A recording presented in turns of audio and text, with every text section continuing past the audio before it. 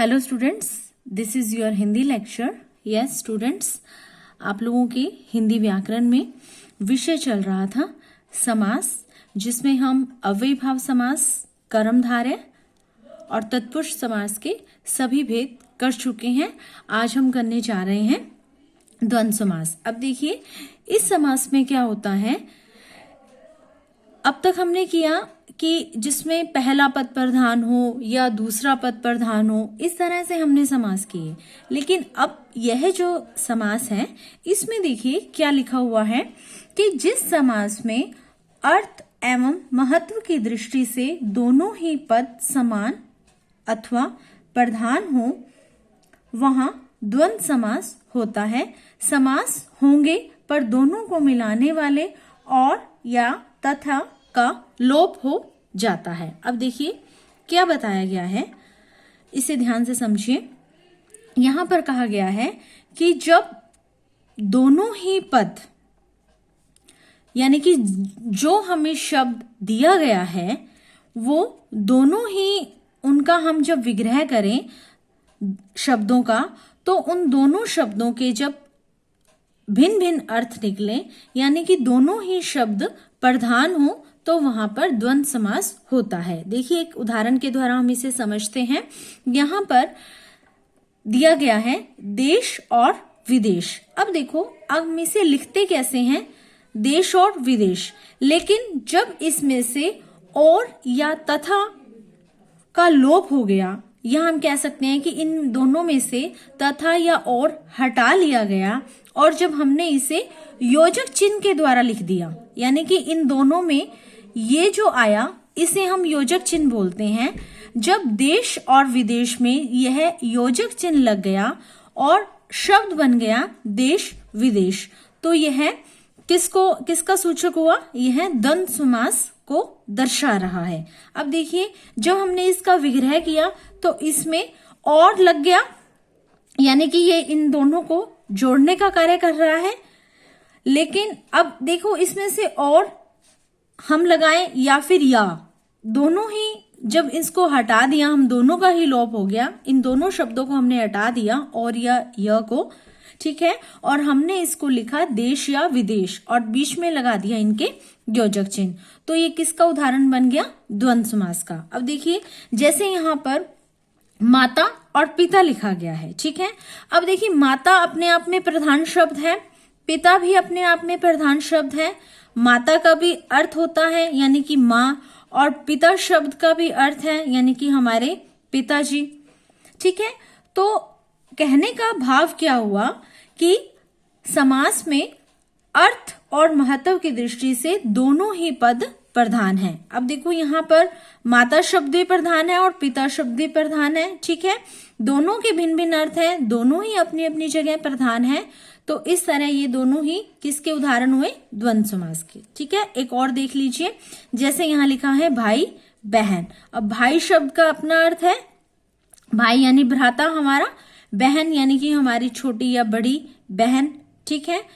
पति पत्नी, पति का अलग पति शब्द का अलग अर्थ है, पत्नी शब्द का अलग अर्थ है। रात दिन, रात भी अपने आप में भिन्न अर्थ छिपाए हुए हैं और दिन भी अपने आप में भिन्न अर्थ छिपाए हुए हैं। रात का अपना अस्तित्व है, दिन का अपना, रात का अपना अर्थ है, दिन का अपना। तो दोनों ही शब्द अपने अपने महत्व रखते हैं, दोनों शब्द, दोनों की भिन्नता है, दोनों में भिन्नता है, दोनों के अलग अलग अर्थ हैं, ठीक है।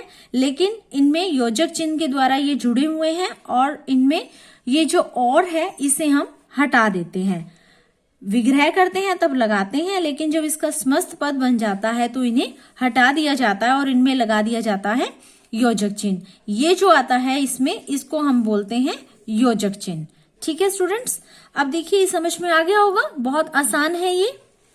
नेक्स्ट देख लीजिए, अब अगला है ये बहुव्रीहि समास। देखिए जिस समास के दोनों पदों में से कोई भी पद प्रधान नहीं होता बल्कि समस्त पद किसी अन्य पद का प्रधान होता है, तो उसे बहुव्रीहि समास कहते हैं। अब देखिए इसे समझिए, यहां पर लिखा गया है कि दोनों पदों में कोई भी पद प्रधान नहीं होता, यानी यहाँ पर कोई भी दोनों ही जो पद हैं वो दोनों ही प्रधान नहीं होते, ठीक है, दोनों पद प्रधान नहीं होंगे, बल्कि समस्त पद किसी अन्य पद का प्रधान होता है और उसे हम बहुव्रीहि समास कहते हैं। यानी कि अब देखिए उदाहरण देखिए, यहाँ शब्द दिया है लंबोदर, यहाँ दिया है पीताम्बर, यहाँ दिया है चक्रपाणी। अब देखिए लंबोदर शब्द आया है, ठीक है। अब हमने पीछे यहाँ पे क्या किया था, हमने यहाँ दिया गया था कि दोनों शब्द के अपने अपने अर्थ होते हैं, दोनों में प्रधानता होती है, लेकिन यहाँ पर इसका हम कह सकते हैं विपरीत हो गया है।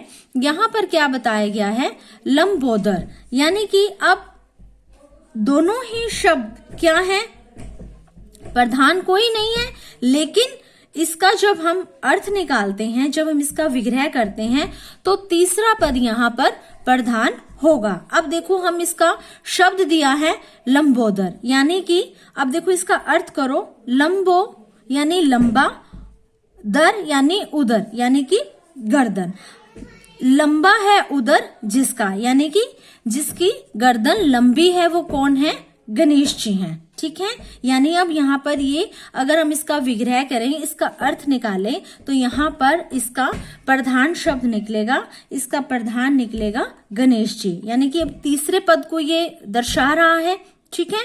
अगला देखिए पीताम्बर, पित्त यानी पीला, अंबर यानी वस्त्र, यानी कि पीले हैं वस्त्र जिसके, अब कौन है प्रसिद्ध पीले वस्त्रों के लिए, भगवान श्री कृष्ण, ठीक है। तो यहाँ पर अब देखिए तीसरा पद प्रधान निकल रहा है, भगवान कृष्ण जी को संबोधित किया जा रहा है पीताम्बर के द्वारा, तो यहाँ पर अब दोनों ही पद प्रधान नहीं है, बल्कि यहाँ तीसरा पद प्रधान है, तो वो कौन है, कृष्ण जी। अब देखिए अगला है चक्रपाणी, यानी कि चक्र यानी पानी, यानी जिसने जो धारण करता है, चक्र यानी कि चक्र को। अब चक्र को धारण करने वाला कौन है, चक्र को धारण करने वाला भगवान श्री विष्णु जी। तो यहाँ पर अब देखो तीसरा पद प्रधान दिखाया गया है, यानी कि विष्णु जी को प्रधान बताया गया है। तो कहने का अर्थ क्या है कि जब दोनों ही पद प्रधान न हो बल्कि तीसरा पद प्रधान हो, वहां पर होगा बहुव्रीहि समास, ठीक है स्टूडेंट्स।